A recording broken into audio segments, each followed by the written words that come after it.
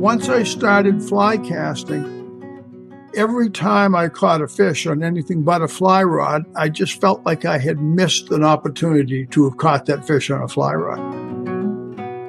And I'm sitting there, could somebody please put a rod in the water?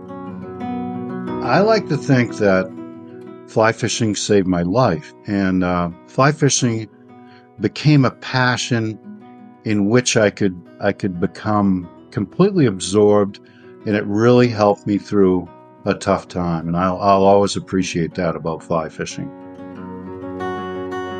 The Chief Justice and I sat there. Whoop, there's a flag up. We both run to the flag, run to the trap, and I go, "Oh, you take it. It's probably some little chub or something." She pulls in the biggest bass of the day. Welcome to Flyline Podcast, where we enjoy the interesting stories behind the legendary guides and luminaries connected to Maine fishing. I'm Michael Jones. Today, I have invited my close friend, Tom Ackerman, to join me to learn more about our special guest, Harvey Wheeler. Thank you for joining me, Tom. Thanks, Mike. Hi, I'm Tom Ackerman, co-host on today's Flyline Podcast. I've had the privilege and good fortune of knowing and working with Harvey Wheeler for over 30 years, both as a Maine guide and as an instructor in the LLB Fly Fishing School. Harvey's the very best. Just ask anyone that spent time with him on the water or in the classroom.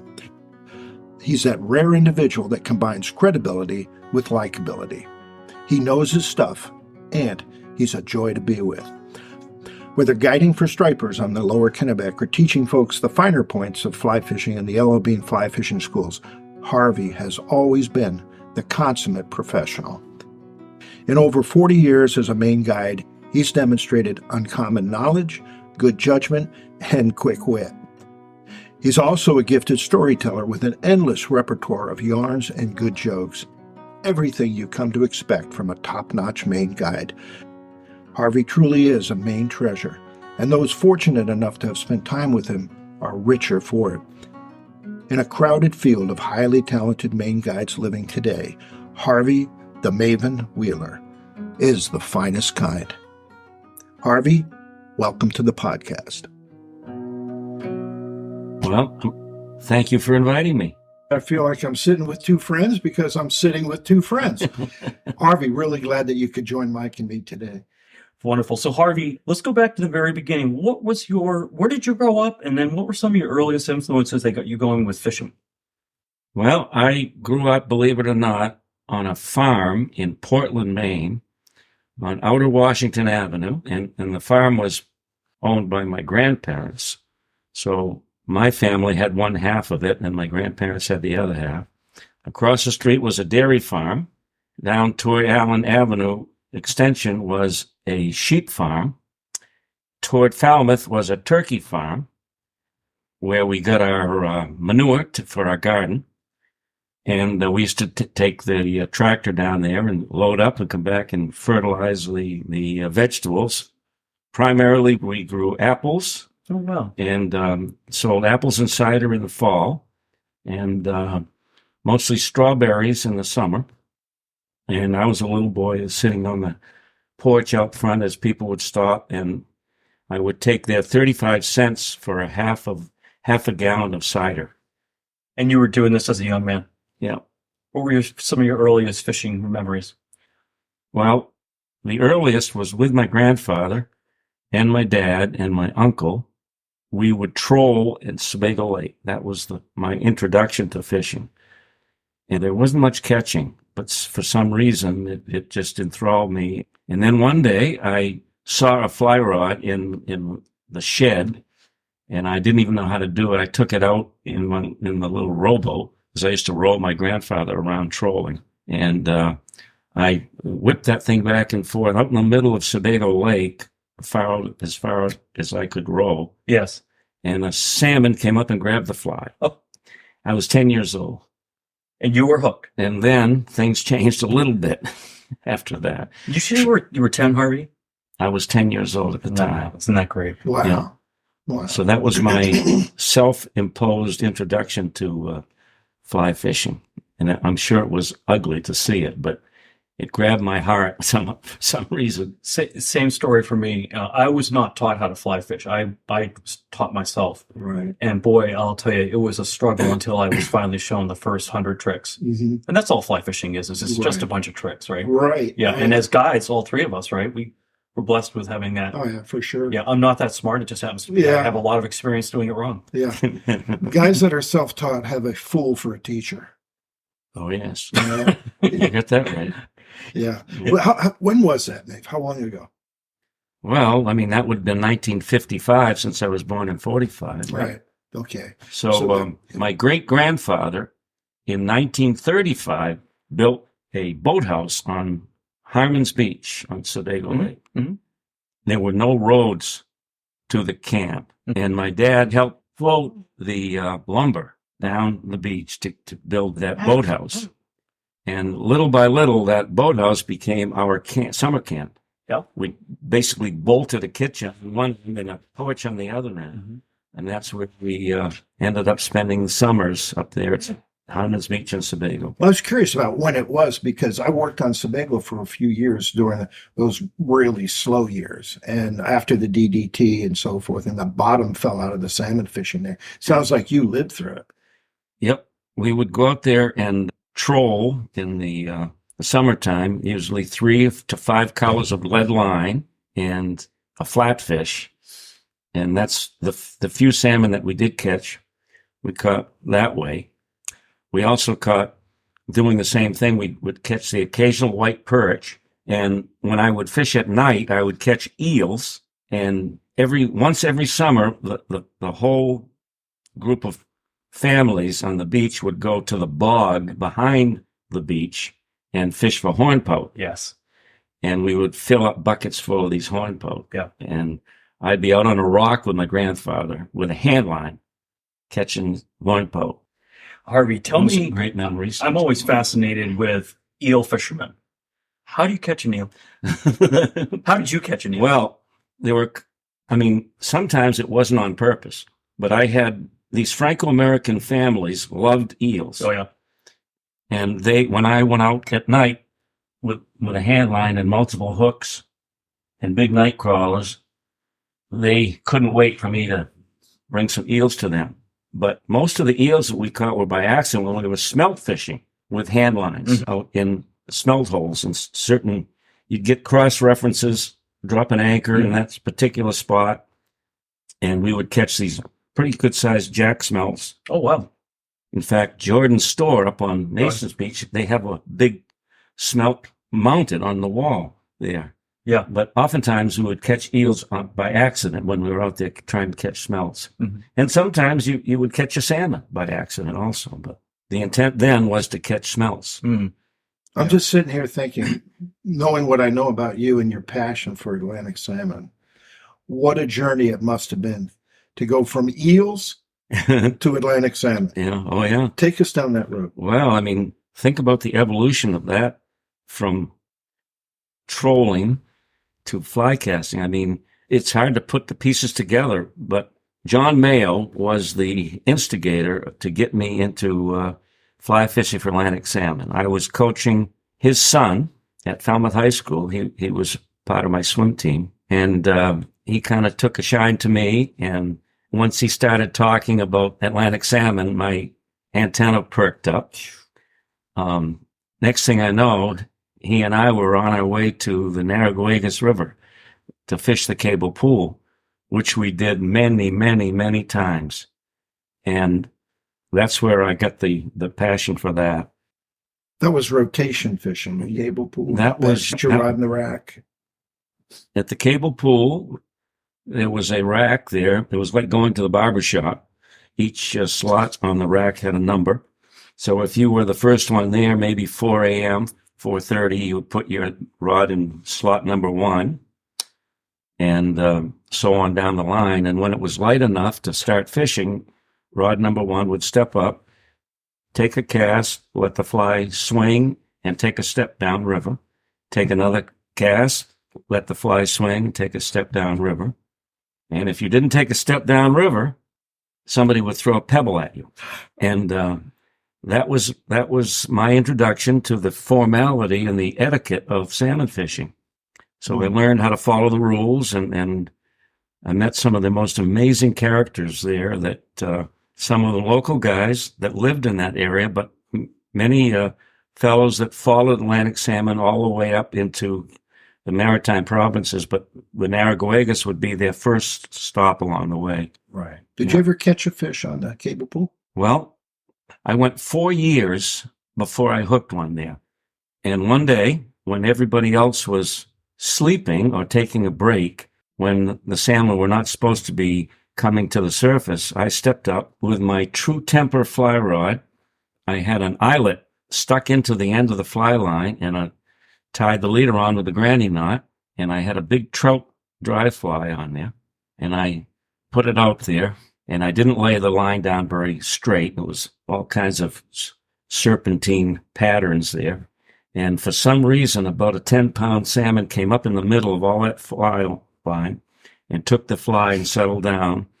And after stripping maybe 7 or 8 times, everything came tight. And that fish went all over the cable pool. And eventually it came off. And I was walking back to the car, and there was an old fellow there named George Joy, who was a local fellow. And I expected him to say something to make me feel a little bit better about losing my first Atlantic salmon that I'd had on the line. So I was going by George, and he looked up at me and he said, 11 minutes to 11, you hooked him. 7 minutes to 11, you lost him. And that's all he said to me. Not another thing. Welcome to salmon fishing. Just the data. That's it. That's amazing. Just the thing. Wow. But I remember there was a peanut gallery there. Oh, my God. Watch. I only fished the cable pool once. Oh, and I remember getting halfway down through. I was right in front of the bench where all the locals sat. And I was nervous anyhow, and I wasn't that good of a caster. I drove that forward cast, and I heard the fly hit me right between the shoulder blades and drive into my jacket. And I just wanted to crawl underneath a rock. I said, is there a quicker way out of here than the way I came in? You know? So there's a public bench there? Yeah. So then people are not rotating, they're just watching. Right. And they're not fishing. You got to do something. And some people would show up just to watch and just to participate in the camaraderie of it. It was incredible. Just the culture there was unbelievable. For me, I was introduced to tying Atlantic salmon flies before I actually went to Bangor and Triform. And I need an excuse to fish these flies because the flies for Atlantic salmon are some of the most beautiful flies you'll ever see. I just need an excuse to fish the Cobra and Special and the Undertaker and all those flies, the butterfly you and I were talking about recently, Tom. But before the podcast can continue any further, I do want to get something out of the way because you're going to hear the name Maven pop up. And I heard when Tom and Harvey and I fished this springtime, you must have called him Maven all day long. I don't know his real name. Yeah, Harvey Wheeler. Harvey Wheeler. Yeah. So, can one of you tell me how the name came about? Who gave you who first called you Maven, and why? Well, this story begins with Brock Epfel. Oh, yes. Who was the gentleman that hired me to spearhead their Atlantic salmon school program. And I can thank a gentleman named Scott Sanford, who was a student of mine when I was teaching at Falmouth, and also on my track team, was a state champion long jumper, by the way.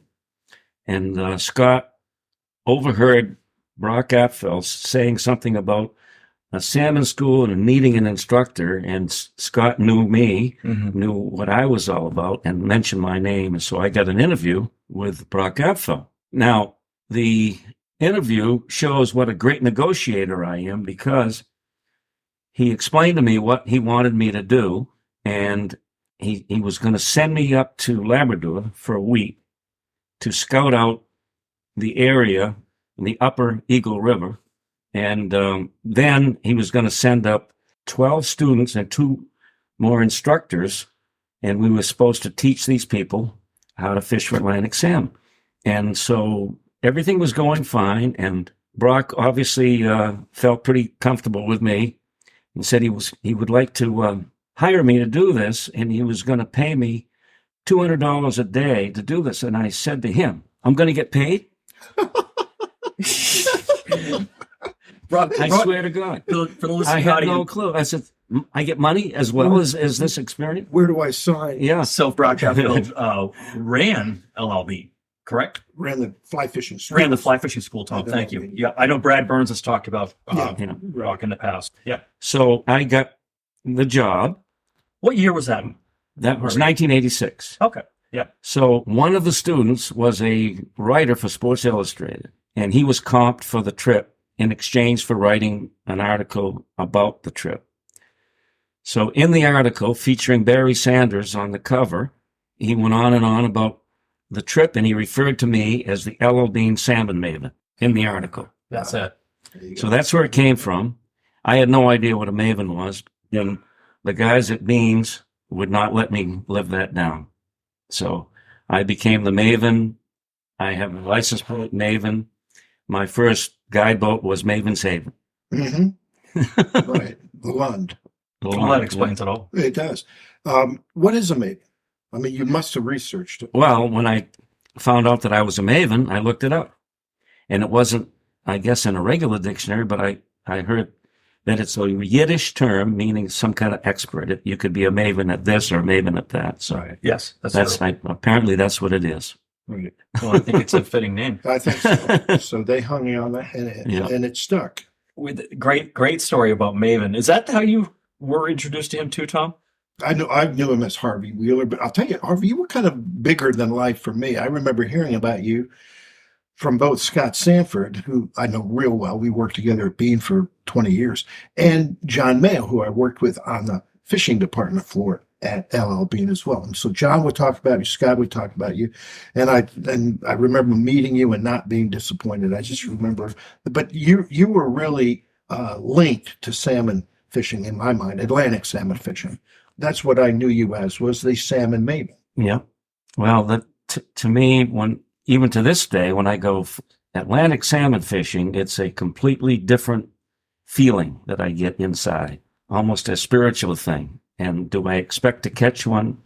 No, but the whole experience absolutely just grabs me. When I met Father Smith years ago, before I really started Atlantic salmon fishing, we used to fish the mouth of the Songo River in April. That's when I was criticized by my peers for hanging around old guys. There was Father Smith smoking his pipe, John Mayo smoking his pipe, Dr. Babson and his pipe, and Clayton Cronkite and his pipe. They were all Atlantic salmon fishermen, all of them, and the stories that they would tell. And I would sit there as the young guy doing all the grunt work. That was kind of a dream that maybe someday I'd be part of that. Mm-hmm. But we had some really good landlocked salmon fishing at the mouth of the Songo, which eventually blossomed into me being tutored by some of the most incredible elderly men that taught me not just how to cast but the etiquette of it, right, and the appreciation for it and the conservation component to it, stuff that has stuck with me for forever. The unfortunate thing is all of those fellows, all those pipe smoking fellows, all passed away from lung disease or heart disease, mm-hmm. which is an absolute shame. It was a lifestyle then, though. Yeah. But they also, there is something different about an Atlantic salmon fisherman. Oh, there's no doubt about it. Yeah. But you were discipled by Father Smith, John Mayo, and the rest of the apostles. I mean, what an amazing introduction. I was so fortunate to be part of that group, and that was all thanks to John Mayo. Right. Talk a little bit more about John, because I just remember maybe the classiest guy I've ever met, and he taught in the school, and he was your predecessor when it came to teaching about Atlantic salmon fishing. And he did some of the most spellbinding talks with flip charts about how to approach the water, how to bait and sweep, how to cover the water in a systematic manner. But I mean, he would just to command the room. There'd be 30 students in there. You could hear a pin drop because of his. Well, he was a very mild-mannered guy, very soft-spoken man, but whenever he would just sit down and chat about salmon, I mean, everybody that had any interest at all was spellbound by him. And the interesting thing about it is the dozens of times, I wouldn't say hundreds, but dozens of times that he and I rode back and forth to the cable pool on the Narragansett and fished together. He never saw me catch a salmon, and I never saw him catch a salmon. Now, he might be around the corner with a salmon on, but we never saw each other. Right.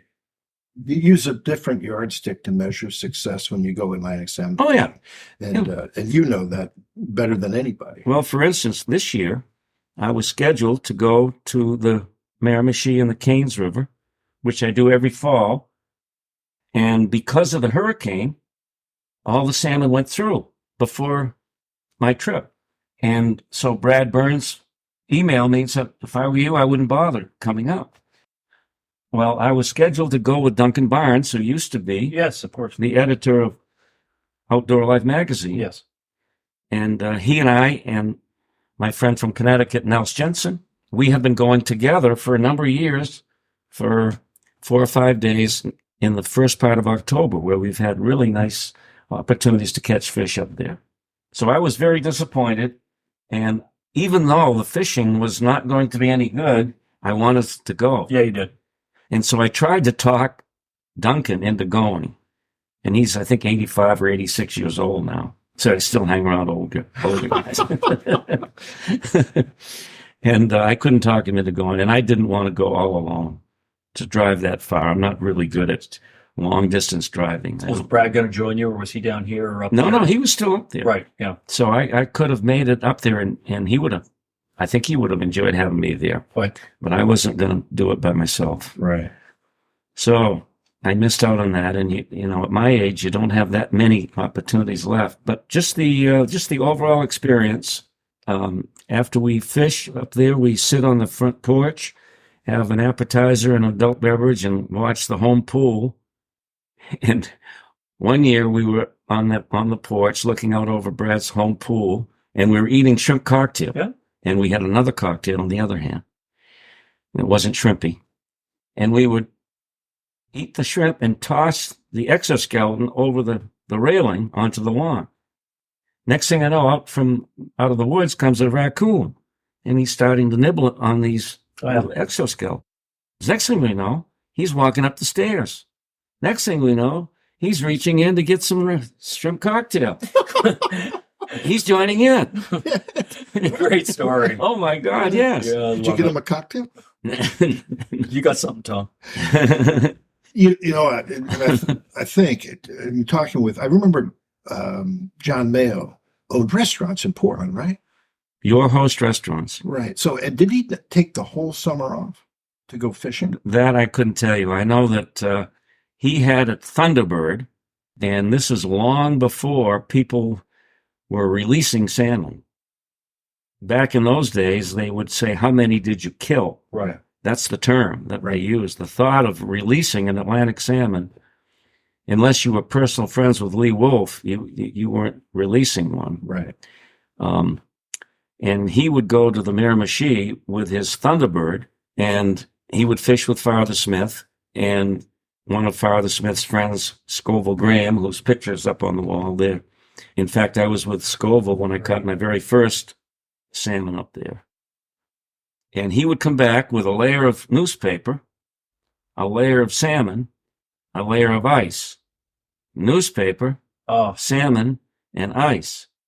Newspaper, and he would distribute these around the neighborhood. All these, because back then it was mostly grills, and the netting had changed the dynamics of it, so that you didn't get that many adult salmon, but mostly grills, and grills bigger than the ones I was used to catching that on the Matan River, which were like 3-pounders, but these were like 5 or 6 pound. Oh, one of the things that I forgot to ask is we went from your childhood launched right into Atlantic salmon, which is like reading the first chapter and go right to chapter 11. Chapter 2, though, is you're a teacher by trade. Yeah. By discipline, I should say. Where did you go to college, Harvey? I went to Bowdoin College, majored in biology. Oh, good. We did too. And I became a biology teacher at the high school level. But I had to take some education courses my first year teaching to make it legal. Yeah, because you have to be certified. Yeah. Yeah. Right. And back in those days, I would go in the springtime, I would fish the mouth of the Songo before school. I'd be there fishing in the dark. And we would use these quill flies, these turkey quills, throw them out across the current in total darkness. And it was unbelievable fishing. It was amazing fishing. And once the sun came up, if you didn't have a sinking line, you weren't going to catch a fish. So one day in April, I was up there and I had a sinking line, and I was doing pretty well on 3 to 4 pound landlocks. Up above me was a fellow who wasn't doing very well. And he would yell down at me, asking me questions such as, "What fly are you using?" And I give him an answer. And "What kind of retriever are you using?" And on and on and on. Finally, I says, "Come on down." And I was releasing my fish. He wanted to take one home. So we got him into a fish, and he thanked me, and he took one fish home. His name was Howard Clifford. Now, that name should ring a bell with people that are into Atlantic salmon, because Howard Clifford still holds the American record for Atlantic salmon. 28 pounds, I think 1 ounce, something like that. Massive thing. So he was a sincere fisherman. Well, he was just getting started. Yeah. Oh, that fall. Yeah. That same fall. Yeah. I was up at the bean store, in the old style bean store, walking up the creaky stairs. Yeah. Where they had the fishing department with the glass cabinets and all the fancy reels underneath. In walks Howard Clifford with this massive salmon. In his arms. In his arms. He flops it down on this glass counter. And I said, "Howard, do you know what you have there?" He says, "I've got one big ass salmon. I know that." And as it turned out, it was the biggest salmon ever caught in the United States, and still is. Wow. So I'm guessing Penobscot. No. He wouldn't divulge where he caught it. Got it. And through the grapevine, I found out that he caught it on the Sheepscot River. Not the Reversing Falls, because I had fished there and it wasn't there. It was another pool further out. But Howard went from a neophyte to world famous in about 3 months. That's fantastic. That's wild. That is wild. So you were, I think where you were going with that too, Harvey, was you were talking about going fishing before school. Yeah. Right. Yeah. I would go up there and fish in the dark and get back to Falmouth in time to have my suit and tie on and get ready to teach. Suit and tie. Yeah. Yeah. And you taught for how many years at Falmouth? 27 years. Okay. So, again, we want to get back to the fishing because that's such a great part of it. But I do want to talk just quickly about how'd you get into coaching? Were you a swimmer yourself? Kind of. When I was in high school, we had a little swim team. It didn't amount to much. We had a league called the Triple C, Cumberland County Conference. And every fall, there'll be one meet, and all of the Triple C teams, Falmouth, Yarmouth, Gorham, Wyndham, would send a few kids to the Portland Boys Club and have a meet, and there'd be a champion. And so I learned how to swim the butterfly, and I won the Cumberland County Championship in the butterfly. And when I was up at Harmon's Beach as a kid, my dad, who used to work for Century Tire and deliver tires through southern Maine and into New Hampshire, he would bring back these big inner tubes, and I would jump off the porch onto these inner tubes and flip onto the sand. That's how I learned how to be a diver. Oh, wow. So when I went to high school, and I found out that there was a chance to dive in a contest, I said, I want in on this. That's awesome. That is cool. That is so freaking cool. And that was the beginning of kind of a love affair I had with springboard diving. By the time I got to be a senior, I had a little bit of coaching from Harold Paulson at the Portland Boys Club. So you're still in high school? Yep, and he taught me some things that I wouldn't even have dared to do on my own.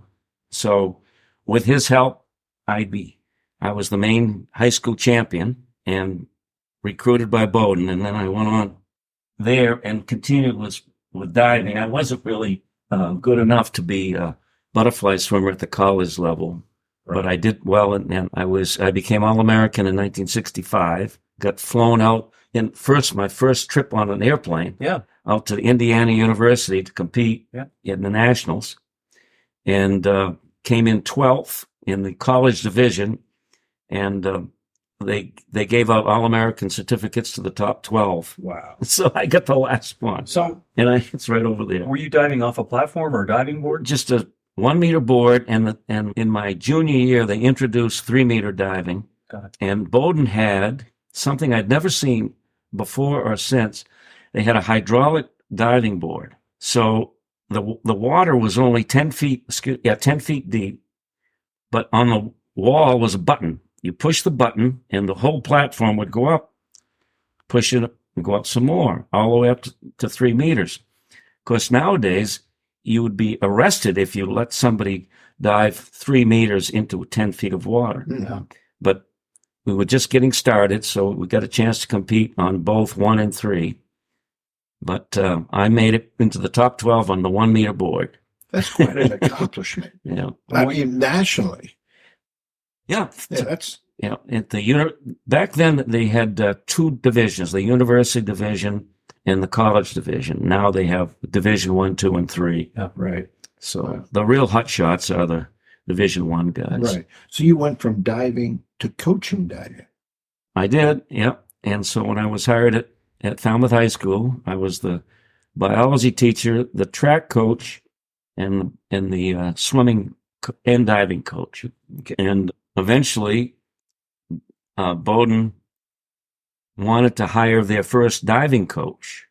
They'd never had one. So Charlie Butt, who was my coach at Bowdoin when I was there, I interviewed with him, and he and Sid Watson, the AD, hired me to become their first diving coach. And one of my first athletes that I recruited was a fellow young man named Frank Marston, who went to Deering High School, and I had coached him in my club team. Very skillful, handsome kid, perfect posture, all the physical tools, and tough as nails kid. And with his skill, he made me a pretty good coach. I can tell you that, because he went on to become the national champion in his junior year, national diver of the year. Wow. And what usually happens with that is that if the diver wins the national championship, his coach becomes the coach of the year. So I got the national coach of the year that year as well. Wow. Thanks to Frank Marston. Hmm. Sid Watson's name is decorated in Bowdoin sports history, of course. So you actually knew Sid Watson. Yeah. That's great. What year did you start coaching at Bowdoin? Do you remember when that was, Harvey? Boy, I'd have to count backwards because Maybe in the 90s, or was it earlier than that? it would have been in the 90s. Yeah. Yeah, I would say probably right around 1990 is when I started there. Good job. Yeah. I think we're in a great place to take a short break. Sure. We're going to talk a little bit about Maine history, and then we're going to come back and we're going to talk more about your guiding career and some of the great things that we want to share with the audience. Thanks. This Flyline Flashback recounts the history of the Bangor Aroostook Railway, and in particular, their unique annual travel publication, In the Maine Woods, a guide's book for sportsmen as recounted in excerpts from the Outdoor Sporting Library. First published in 1900 for the guests riding the railways to Maine's fishing, hunting, and vacation destinations, In the Maine Woods was a comprehensive source of information for the potential sportsman traveling into Maine by rail. The cover art was always beautiful. Inside, numerous stories chronicled hunting and fishing adventures in specific river drainages and hunting areas. Pictures of fish, game, sporting lodges, and beautiful scenery were present throughout. Numerous maps of lakes, streams, and Bangor and Aroostook lines were provided to help plan for a potential trip. State hunting and fishing regulations for the year were included. The guide also provided the railroad's rates to transport sportsmen and ship their trophy fish and game back home. Finally, advertisements from guides, sporting lodges, and other companies also took up a good portion of the guide. The folks at the Bangor and Aroostook Railroad were true promoters. They knew their customer base and used In the Maine Woods to encourage folks to travel north on their rail cars. Numerous writers contributed stories to the guide, but nary a negative word about the hunting and fishing in northern Maine was mentioned. They worked to create an untarnished image of the Maine woods, one of a forest teeming with trophy fish and game ready to be taken. In addition to their value from a pure entertainment perspective, the In the Maine Woods publication contained plenty of historical value.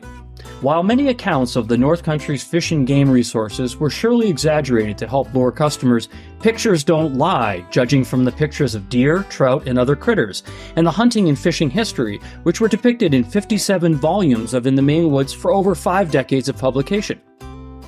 The In the Maine Woods publications have become quite a collector's item over the years. All of the editions are quite rare, but some are much more rare than others. Sometime in the 1950s, road infrastructure and automobile travel began to take over the transportation monopoly once held by the Bangor and Aroostook Railroad. The last version of In the Maine Woods was published in 1957, and passenger rail service was discontinued in 1961. It was between this period between 1900 and 1961 that hordes of potential customers throughout the northeastern United States were eager for more information about this vast forest land in northern Maine and the abundant fish and wildlife that were to be experienced and observed firsthand. And now, back to the second half of our episode. It blows my mind that you grew up on a farm in Portland. Oh, yeah. Well, you told me that years ago when I asked you when we were guiding what you did, and I was amazed, but Portland, you could have cows and, Yeah. Every time I drive by that old farm, I have tears in my eyes because when I was 18, my grandfather died. And of course, it was very painful to lose my mentor in so many ways. But my grandmother and my grandfather, they had no insurance or anything. Right. My grandmother had to sell that farm with all the acreage down back. She moved in with her sister.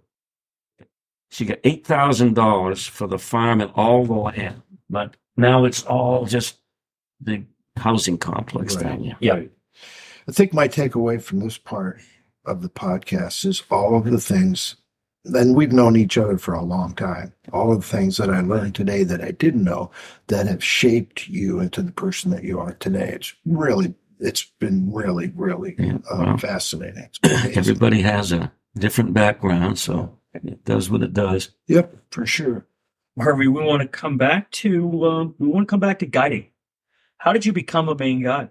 Well, after I did my one season or one stint as an Atlantic salmon teacher, Brock wanted to take me on to the regular fly fishing school. And after a couple of years, there was some issues with teaching at Grand Lake Stream, where the wardens felt that the teachers should have guides licenses. And so it was evident that that's what we were supposed to do. So I got my guides license. I think that was 1986. And then I started guiding out of my 20-foot canoe. And at that time, the striper bonanza was just getting started. The late 80s, early 90s, it was incredible in the lower Kennebago. So I would take my big canoe up there by Goat Island. There was a place you could put in there, which now is no longer available. But I would take clients out in that canoe, and we would fish all around Drummoor Bay, catch fish all day long. Even on sunny days, if you knew what you were doing, you could catch some. And then I realized I'm not doing this legally. No, you're not. So I'm breaking the law. What Harvey's not telling you is you have to have a saltwater, at least a 6-pack license to be taking people out for money for stripers. And he is really a freshwater registered Maine guide. So he's got to take the next step. So the next step was to study for my captain's license. And so I took a course in Brunswick at the adult ed and got my captain's license and kept it until I turned 70. And then I let that go and said it was just a little bit too much to go down to Boston and go through that hassle again. Yeah. So Pretty rigorous program, isn't Yeah, it, to yeah. get So I your said, six-pack but- license. Yeah, or Tidewater addendum as well. Yeah. So, tell us what that's about, Tom, because I didn't realize it was difficult. I'm not a sea captain. Yeah, I'm not either anymore. Neither are you, because we let it lapse. Really? Oh, so it runs out after a while. If you don't yes. keep Every 5 years, I think. every 5 years you had to renew. Right. Unless you let it lapse, and then you had to retest. Which I But did I'll twice. tell you, it wasn't easy. I mean, I spent more time with the computer going through all these questions, some of which were about rules of the road on the Mississippi River. Right. Right. Come on, really? Yeah. It was I couldn't tough. wait to forget most of that stuff. It was a tough program. And it's like any big exam, you cram for it, Yeah. you sit for it, and then you promptly forget 99% of it. Yeah. I love it. I love it. It was Right. But so now you were legal. Yeah. You got your Coast Guard license. Yeah. You had your Maine guy's license and your Tidewater addendum. So you had all of those boxes checked. And I was up to and ready to go, and when I started guiding, and obviously my introduction to the fly fishing school at Beans helped me get a little bit of a base of clients there. I made some friends, and they hired me, and one thing led to another, and pretty soon I was guiding 5 days a week, and I made a pledge to my wife that I wasn't going to guide 7 days a week. So I did Monday through Friday, took the weekends off, and I didn't do tour-a-days like some of the guys were doing, and that got them into trouble, and I wasn't going to go that route. So Monday through Friday, up at 2:30 in the morning on the river, 4:30 to 5 o'clock, fish for 7 hours, and head home, take a nap, get the boat cleaned up, ready for the next day. But you upgraded from the canoe. By that time, I was guiding out of a 17-foot Lund, and from there I went to a 19-foot Mako, and from there I went to a 23-foot Jones Brothers center console, Which is a very high-end boat. Yeah. Top Gun. Were you both spin fishing, eel fishing, and fly fishing, or were you married to fly fishing? Or? Never bait. Good. We never used bait of any kind. Good. Never kept a fish. Good. Mostly fly fishing, but occasionally we would have 3 people on the boat. And in that case, I could have one person on the casting deck with a fly rod, and I could have 2 guys in the stern with spinning rods. And they could swap around. So mostly fly fishing, but not exclusively. But that Jones Brothers boat allowed me to have 6 fully rigged fly rods and 6 fully rigged spinning rods ready to go. And it was just a wonderful, wonderful boat. One of my clients bought that boat from me.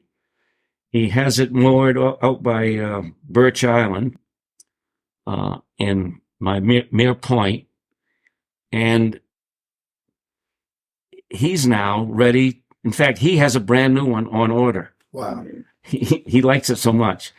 Yeah. So he's going to get a brand new one as soon as it's ready. He'll have it out there at Birch Island. So he bought your old boat from you. Yep. Okay. Interesting. Yeah. Yep. Great hull. I mean, that Jones Brothers, the Parker I fished out of a Parker Oh, yeah. for years. But then Similar boat. then I traded up to a 20-foot Cape Fisherman, Jones Brother. Great hull. Mhm. Amazing. You and I shared an office for a number of years in the lower Kennebago. Oh, yeah. And I look back on that and many things that I've been blessed with doing in my life. I think one of my favorite things was guiding in the lower Kennebago. It just never got old. Every day was new, exciting. Loved the people, loved the fishing. But like any job, it's got its good and its bad. Can you share a little bit about some of your good days, bad days, any memories you have of saltwater guiding? The beauty of that lower Kennebago, to me, at least, and I'm sure I'm not the only one, that first trip down the river in the morning, you never knew what was going to happen. I ran across deer, moose, and bear swimming across that river before you could really get a good look at full light. And oftentimes you'd get into blitzes of fish early in the morning. I felt like I was going fishing. I mean, I was that excited about just being there, and it gets your heart going. And, we had unbelievable days. I had a man and a woman that had just got married. The two of them caught 154 stripers on one tide. Wow. It was insane, right? And we had many, many days during that period where we would catch over 100 striped bass. Wow. I had one man and his son that wanted to break the record, but they were slowed down because the fish were a little bit bigger than, and they couldn't get them in fast. No, that's bad. So, Right. but on the other hand, I had a man and his son, and that particular trip, we were on the Cousins River up by the Muddy Rudder restaurant. Yep. And they were catching fish so fast that the father said, "I've had enough." He wanted to leave, and the son was not real happy about that. That's the first time I ever had a full day trip that they had me booked for that was cut short to a half-day trip because the fishing was too good. That's amazing. That is a high-class problem. Yeah. Now there must be a shoe on the other foot. I am proud to say that I never had a dangerous experience guiding. Never once did I feel that my clients were in danger. Now, I've had embarrassing things, running out of fuel once, motor problems, having to be towed in, like probably every guide has at one point or another, but never. But I'll tell you, there was one thing that happened to me that kept me up all night. I had a customer from New Jersey who had been a guest from one of my other clients. He had come as a guest of this other fellow. And he had enjoyed himself because he wanted to hire me and bring a guest of his own. So he did. And I picked him up at the Comfort Inn in Brunswick about 4:00 in the morning. His friend was from Harpswell, met us there. And so we headed down the river. And it was one of those days, Tom, you know what it's like when the wind is blowing out of the north. Mm-hmm. And you just kind of get a feel that it's not going to be a great day of fishing. Well, it wasn't a great day of fishing, but the guest caught 22 stripers on a fly. And I put this other fellow in a position with the same fly, switched him back and forth from the bow to the stern so he could present, and he caught 3 stripers. So we got a total of 25 stripers on flies, 22 for the guest, 3 for the guy that hired me. So I took the guys back to the Comfort Inn afterwards. The man paid me in cash, thanked me. That night I got an email. This is when emails were first becoming introduced. I got an email saying he could catch 3 Twinkies without a guide. And he wanted his money back. I would have said it's not the arrow, it's the Indian. Yeah. Well, I thought it was a joke at first. And then I read it and I reread it. And I emailed him back, asking him if he was serious. He was absolutely serious. And so I contacted the friend and I said, "Are you aware what your friend has just done?" And he said, "No, what do you mean?" So I explained it to him. I mean, I felt like I was being blackmailed. He said that he was going to put my name on a list of guides that you should stay away from. Whoa. Yeah. And so, I mean, I was in a pissing contest and I said, it's probably not worth it. So rather than do what my heart was saying is get into a contest with this guy, I said, I send him a check for his half of the trip. And in the letter with the check, I said, if your friend is as unhappy as you are, I'll send him his money too. Wow.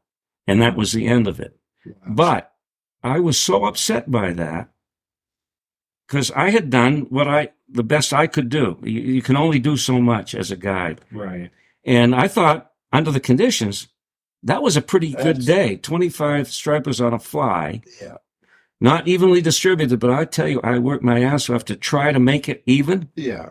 But it just didn't quite work out that way. Those are nightmares. And luckily, we don't have a lot of them. No, that was the only one and I mean, literally, I couldn't sleep. So the next day, I had a trip with Charlie Ruff, a dentist from Waterville. I remember Charlie. He started with me when I was in my Lund, and he'd been with me forever. And Charlie, nicest man. And so I had to vent. So it's Charlie and one of his dentist friends from Waterville. And I said, Charlie, you're not going to believe what happened to me yesterday. And I said, I didn't get any sleep last night. And I told him the story. And I expected that he would give me a little bit of compassion. He said, well, I'm glad to know about your money-back guarantee. Really? Well, yeah. Those are your bean roots showing. I mean, he went through Charlie went through the bean fly fishing school. He did. That's right. That's Yeah, right. Good to know. So you got to stand behind. First year I did it, I guided. I said, well, money back guarantee. If you believe in your goods and services, guarantee them 100%. And then I realized, like Mike said, it's not the arrow, it's the Indian. I had someone bring a rod back to me at LOB once. I said, this rod doesn't cast. And I said, well, I got pens that can't spell. Right. And they walk away scratching their heads. And I said, I couldn't guarantee things that are out of my control. Right. And so, but I know you feel, I think that's the yardstick as guides we use to measure success is the number of fish brought to the boat, how their tails wagging at the end of the day, your client's happy and so forth. And to know that somebody's left your boat and they weren't satisfied, that would haunt me. Yeah, well, it did. Yeah, right. It did. But I mean, Charlie had his tongue firmly in his cheek. Right. But nevertheless, it was, I was expecting a little bit of comfort there. Right. Instead of a little joke. So you want to be a guide, eh? Oh my gosh. Well, that's a great story. We all have. I had just a quick one to share. I had a day, we were going down the East Outlet with two guys who will remain nameless, but they were brothers and good friends of mine as well. I know them. And the leaves were in the river. It was the day that the leaves were dropping and the fish were just not going to play at all. I mean, like we hadn't caught a fish all morning. Right. And I said, guys, we are at a place right now where we can end this trip and there's no money involved. We can take out right here. Right. And they insisted that we keep going. Yeah. What happened 20 minutes later? A 23-inch landlocked salmon. It's always too soon. So I was ready to call it. 23 inches. 23, that's a good fish, You right? better believe Yeah. it. And especially for these. well, no, they're coming back up there, Harvey. Yeah, but we've been catching some big fish up there. So we talked about saltwater guiding quite a bit, but you're also really into freshwater guiding. The library of photographs behind you have a lot of smallmouth bass and largemouth bass. Well, to be honest with you, I think that guiding and being successful as a bass guide is tougher than as a striper guide. I think there's more variables that you can control, and the fish are people think that bass are easy to catch. Well, that isn't always true at all. So I love bass fishing, and the reason I got into it was the mouth of the Songo River, where I loved catching landlocked salmon in the spring, became more and more popular. Mm-hmm. And pretty soon it was so popular that I didn't really want to compete with all the fishermen there. Mm-hmm. So I started seeking out these remote spots. And every year I would pick out a pond on a topographic map, and I'm going to try it. A lot of them were busts, but I found a couple of gems along the way. And this story is probably, to me, the most exciting thing I ever happened to me as a guide. But the two fellows that I was guiding, who were saltwater customers of mine, had heard me talking about freshwater bass fishing. They said, well, let's give it a try. So they had never done it. So put in at my secret spot, and we headed up into the pond. And I was explaining how to cast these things called spinner baits. And the first guy hooked probably a 9-pound largemouth on a spinner bait. The fish jumped, shook, and the bait came out, and he just said, well, and I think I pooped myself a little bit. Yeah, I bet you did. I would have. Yeah. And I knew it was a monster. So we kept going into a different part of the pond and caught some pickerel, and they started getting antsy about not catching anything. Recently, they forgot all about that massive largemouth that they lost earlier in the trip. I says, hang on, we're getting to this rock pile that holds the alpha females. I says, if you do what I say, I think you'll have a chance to catch one here. So you're going to appreciate this. I had a banjo minnow, the 4.5-inch one, 4-inch one, tied on each one of their spinning rods. And I said, all right, now, according to my little depth finder, we're getting into this boulder field. So you cast right over there and let it die. Just let it fall. You gotta let it die. Let it fall. And so I said, now, count to 10. Well, the first guy he throws out, he counts about 3, and he's cranking it in fast. It's not. We got to let it go. So he did exactly what I told him. All of a sudden, his line is going off to the side. I said, now crank as fast as you can. The line came tight. He set the hook. 9.5-pound largemouth. Wow. The picture is up there. Yeah. Yep. And I'm saying, oh my God, That's a horse. fantastic. So you got the fish in the net. He had no clue what he had just landed. 4 minutes later, the other guy throws his banjo minnow out, lets it die. His line goes sideways. He sets 10-pound. Yeah. Oh my I said, now you guys have no clue what you just did. Yeah. You just caught over 19 pounds of bass in 4 minutes. Wow.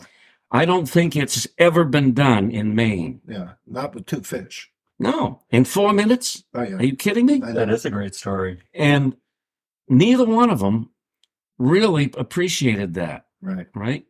Well, years go by. I'm out here weeding my front lawn, and one of the guys that caught the 10-pounder, he drives by and he stops the car. He says, Harv, do you have a picture of that fish I caught? He says, somebody told me I should have a carving made done of it. So I gave him Gene Barr's address and so forth, and so he now has a beautiful carving of that 10-pound bass. Wow. Wow. But I'll tell you, of all the hours I put in bass fishing, Yep. I didn't think I would ever live long enough to hold a 10-pound bass in Maine. Yeah. Right. In my hands. I never caught one that big. I've caught 9, but I've never caught a 10 myself. Right. So Banjo Minnow was actually designed in Maine by Wayne Hockmeyer, who was one of the founding fathers of the whitewater rafting industry, owned Northern Outdoors, but was a very avid smallmouth bass fisherman. Right. And he created it. And of course, if you remember the infomercials he used to have on the weekends, and he'd sell the Banjo Minnow. Oh, yeah. But I found, Harvey, you can just use a fluke and a Gamakatsu hook, and you can change the weights around. You can replicate it pretty easily. You can. And it had its weaknesses. The Banjo did. Yes. What were they? Well, the original ones, they had a corkscrew that went into the plastic, and many times you'd make a cast and it would come off this corkscrew. And to this day, I hate seeing plastic go into the water and stay there. I hate that. Then he redesigned it, and it made it better, but still not perfect. But if you did it right, it was effective. Yeah. And the line was, you got to let it die. You got to let it die. Yeah.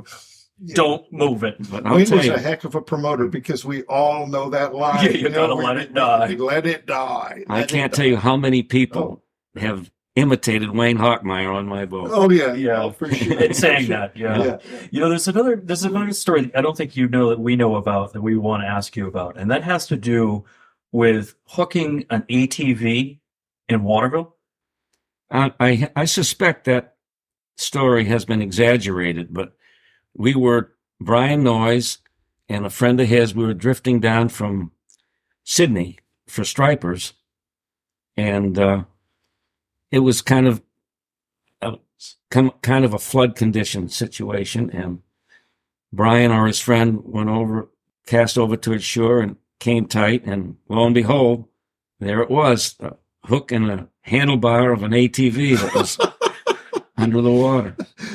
Did you pull it out? You went after it. Yeah. I have a picture of the ATV under the water. Yeah. But, Did you have Gene Barr do a commemorative carving of the ATV? that would have been quite a challenge for Gene. Right. He just put out a beautiful carving of a rainbow trout. I just saw he released it. Yeah, he's a genius. He is a Gene genius. is a genius. I need to get him on the podcast. He is a creative genius, and he's a fine musician even. Yeah. Yeah. In fact, one day on the way back from a fishing trip up to my spot up in Bridgeton, we stopped at Gary's Pub to have an adult beverage and a hamburger, and it was the open mic night, and there was Gene Barr with a harmonica and a guitar, and he was ready to do some singing. Really? Yep. I didn't know that. I didn't know that either, because pretty strong introvert. That's interesting. Maybe, when we're not working, we're not guiding, and we get to fish, we get to pick who we go with. That's not always the case when we guide. And we've all had some wonderful fishing buddies down through the years. And I want you to share a little bit with us about one of yours, Tim Hill. Well, Tim was an absolute dear friend of mine. We had shared a lot in common, politically, interest-wise, values-wise, and he and I, we were like brothers for most of our adult lives. I met Tim when he was a teacher at Falmouth High School, when I was a teacher there as well. So Tim and I did a lot of fishing together, and a lot of talking about a lot of things, family, and a lot of things that didn't relate to fishing at all. But Tim was in the Navy, exposed to Agent Orange, and as a result of that, became afflicted with leukemia. And then he had another kind of cancer. And then he had the third kind of cancer. He had 3 different kind of cancers all at once. Things were going really south for him. And he was losing weight and everything. And so one day, it was a fall day, I said, Tim, let's go fishing. Get your mind off of this. So the water was low. I got him into my canoe. He was fairly weak at the time. Got him into my canoe, and I paddled up through some shallow areas and got him out onto the pond. And the short story is he caught the largest bass of his life.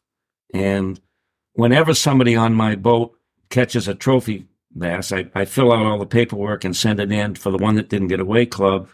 So he got his patch in the mail and all that stuff. And I included a little note about him when I sent in for the patch. And they contacted me from the Maine Sportsman magazine, wanted me to write a little note about the story about Tim and that bass. And so I do have a copy of that article that they published in the magazine about him. But that was the last time I fished with him, the last time he caught a fish. And it was a fish of a lifetime. Wow. And he did it with you. And he did it with me, and I'll never forget it. Special stuff. Very, very special. Yeah. And Tim, he and I, we fished out in British Columbia even together, where Tim caught a really beautiful steelhead. Very memorable trip on that. I could go on and on about that, but the fact is we fished from coast to coast together, and it was a wonderful friendship, and I miss him dearly. I still am in contact with his wife, Adora, and occasionally when my wife and I go out to dinner, she'll come with us, and so we still value her friendship. But boy, I certainly missed him. He sounds like he was one of your best friends. Yeah, dear friend. Yeah. Right. I don't fish alone anymore. No, I don't either. First thing I ask when someone invites me, I go, who's going to be there? Because that's really what matters to me more than No doubt about it. anything else. Who else is going to be there? That's an amazing story, man. At this point in my life, both for golf and for fishing, it's more about the people than it's the Absolutely. it's the experience itself. So the people make the difference more so now than ever before. Right. It's a tired cliche, but Thoreau put it best. He says, I fished my whole life before I realized it wasn't fish I was after. Yeah. But yeah, that's good. Who were the Kennebago boys? The Kennebago boys are, in fact, there are 7 of us left. Tim was one of them. We have a plaque. I have a picture of Tim holding the plaque with all 9 of us on that plaque when he was dying. But we were united as retired teachers. We started fishing together in the late 60s, and we would go every spring and every fall to a little cabin adjacent to the Steep Bank Pool on the Kennebago River. And that's how it all started. And we used to sleep in a bunkhouse that was built in the 1800s that is now fallen down and taken away. We met all kinds of insects and rodents and so forth in that cabin. We had a cook cabin, and then we had the bunkhouse outside. But we've lost, one of the fellows had a stroke when he was driving and went off the road and died. Another one of our fellow Kennebago boys had a massive heart attack. He passed away. So there's 7 of us left, and we still have a spring trip, and we still have a fall trip, but now we gather at one of our friends' camps on Moosefoot and he has running water. Mm-hmm. And a shower. Comfort. No Wi-Fi. A shower. No Wi-Fi. No Wi-Fi, no. Well, I was talking with my friend Bill Pierce this weekend, and he wanted to say hello. He remembers you and the guys going up to this Smooth Ledge Pool and back in the little cabin across the way there. Oh, yeah. Bill ran the museum at the aquatic anchors.